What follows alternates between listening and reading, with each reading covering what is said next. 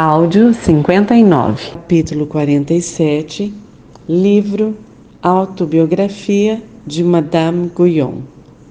Foi desta maneira que Jesus sofreu. Cantávamos juntas teus louvores, ó meu Deus.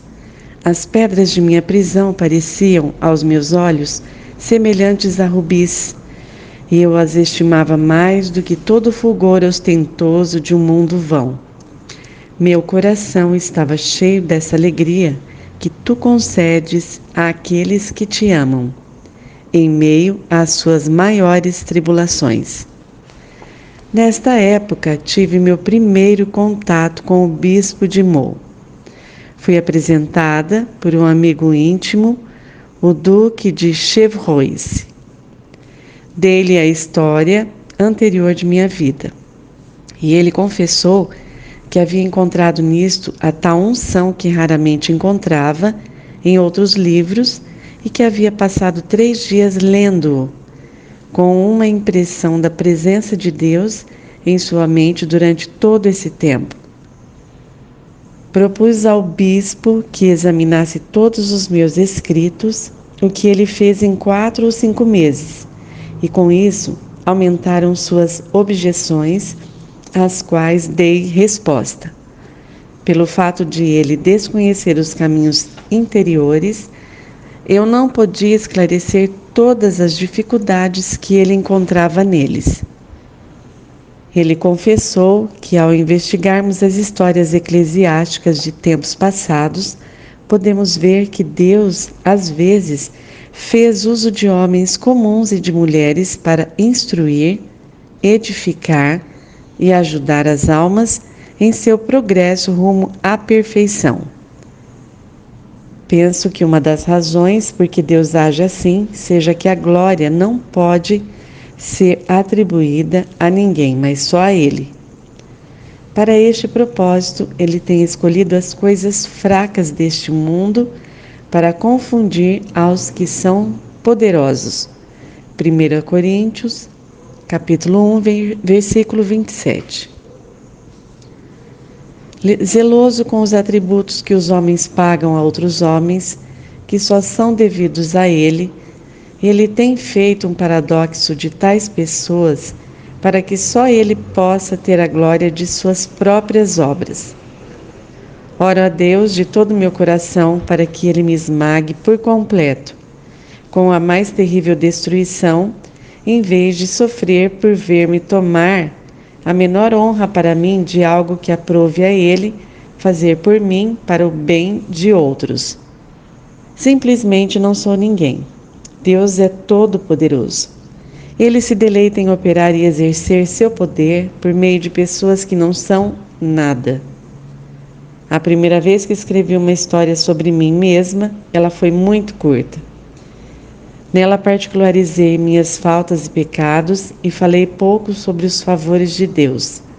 Fui ordenada a queimá-la para escrever outra, e nesta outra história não omitir nada de extraordinário que de algum modo tivesse vindo sobre mim. Eu o fiz.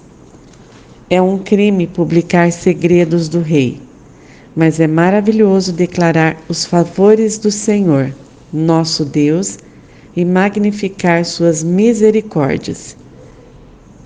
Como o grito contra mim tornou-se mais violento, e Madame Maintenon foi levada a declarar-se contra mim, enviei-lhe um recado, por meio do Duque de Bouvier, rogando-lhe a nomeação das pessoas apropriadas para examinar minha vida e doutrinas, oferecendo retirar-me para qualquer prisão até que fosse totalmente absolvida. Minha proposta foi rejeitada. Enquanto isso, um de meus amigos mais íntimos e que me apoiavam, Monsieur Fouquet, foi chamado pela morte. Senti sua perda muito profundamente, mas regozijei-me com sua felicidade. Ele era um verdadeiro servo de Deus.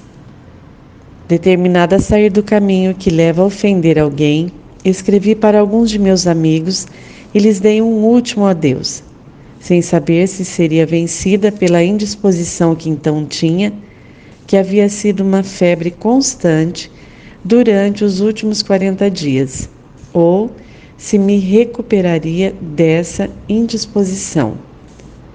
Com relação à condessa de Guiche e à duquesa de Mortemar, escrevi: quando essas senhoras e outras estavam nas vaidades do mundo, quando faziam o que bem queriam, e algumas delas estavam para arruinar a família por causa de jogos e da profusão de gastos em vestidos, ninguém se levantou para dizer algo contra isso.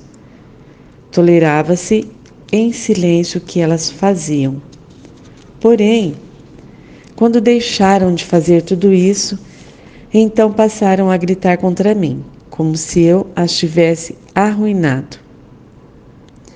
Se as tivesse levado da piedade ao luxo, não fariam tamanho tumulto. A duquesa de Mortemar, ao entregar-se a Deus, considerou-se obrigada a deixar a corte, que era para ela como uma perigosa pedra, para dedicar seu tempo à educação de seus filhos e ao cuidado de sua família, que até então havia negligenciado. Suplico-te, portanto, que reúnas todos os informes que puderes contra mim. Se eu for considerada culpada das coisas que me acusam, devo ser castigada mais do que qualquer outro, uma vez que Deus me tem levado a conhecê-lo e amá-lo. E estou bem certa de que não há comunhão entre Cristo e Belial. Enviei-lhes meus 2 pequenos livros impressos com meus comentários sobre as Sagradas Escrituras. Também, por encargo deles, escrevi uma obra para facilitar seu exame e poupar-lhes tempo e esforço na medida do possível, que reuniria um grande número de passagens de escritores aceitos, que mostraram a conformidade de meus escritos com aqueles usados pelos escritores santos. Fiz com que fossem transcritos para um caderno, como eu os havia escrito, para enviá-los aos 3 comissionados. Também, como houve a oportunidade, esclareci os pontos duvidosos e obscuros. Eu os havia escrito em um momento em que os assuntos de Molinos não haviam vindo à tona. Fui pouco cuidadosa ao expressar meus pensamentos, não imaginando que alguma vez eles passariam a ter um sentido ruim. Este trabalho foi intitulado As Justificações. Foi redigido em 50 dias e parecia muito suficiente para esclarecer a questão. Mas o bispo de Meaux nunca tolerou a ideia de que fosse lido. Depois de todos os exames e sem encontrar nada contra mim, quem não teria pensado que me deixariam descansar em paz? Muito pelo contrário, quanto mais minha inocência aparecia, mais os que haviam se encarregado de fazer-me passar por criminosa se movimentavam para consegui-lo. Ofereci ao bispo de Meaux a ideia de passar algum tempo em qualquer comunidade dentro de sua diocese para que ele pudesse conhecer-me melhor. Ele me propôs a de Santa Maria de Meaux, que aceitei, porém, entrando no rigor do inverno. Estive a ponto de perecer na neve, pois ao ser detida por 4 horas, a carruagem entrou na neve e quase ficou enterrada nela em um profundo buraco.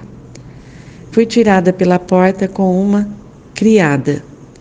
Sentamo-nos na neve, resignadas à misericórdia de Deus, e não esperamos outra coisa senão a morte. Nunca tive uma maior paz de espírito, embora estivesse gelada e encharcada pela neve, que se derretia sobre nós. Ocasiões como estas mostram se estamos perfeitamente resignados a Deus ou não. Esta pobre menina e eu estávamos tranquilas no espírito, em um estado de completa resignação. Embora certas de que morreríamos se passássemos a noite ali, e não vendo nenhuma possibilidade de alguém vir ao nosso socorro. Por fim, surgiram alguns carroceiros, que com dificuldade nos arrastaram pela neve. O bispo, quando soube do episódio, ficou atônito e não teve a menor complacência de pensar que eu havia arriscado assim minha vida para obedecer-lhe de modo tão pontual. Não obstante, mais tarde, ele o condenou como artifício e hipocrisia. Na verdade, houve momentos em que encontrei minha natureza sobrecarregada, mas o amor de Deus e sua graça tornaram doce a pior de minhas amarguras.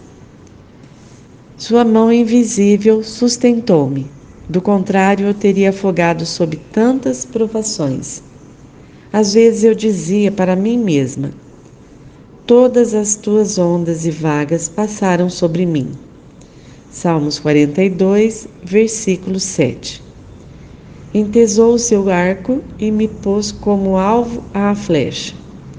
Fez que me entrassem no coração as flechas da sua aljava. Lamentações, capítulo 3, versículos 12 e 13. Para mim era como se todos pensassem que ele estava no direito de maltratar-me e, com isso, prestar serviço a Deus. Então compreendi que foi desta mesma maneira que Jesus Cristo sofreu. Ele foi contado com os transgressores em Marcos capítulo 15, versículo 28. Foi condenado pelo pontífice soberano, pelos principais sacerdotes, pelos doutores da lei e pelos juízes delegados pelos romanos, que se valorizavam para fazer justiça. Felizes são os que, sofrendo pela vontade de Deus, sob todas as circunstâncias similares, têm uma relação tão próxima aos sofrimentos de Jesus Cristo.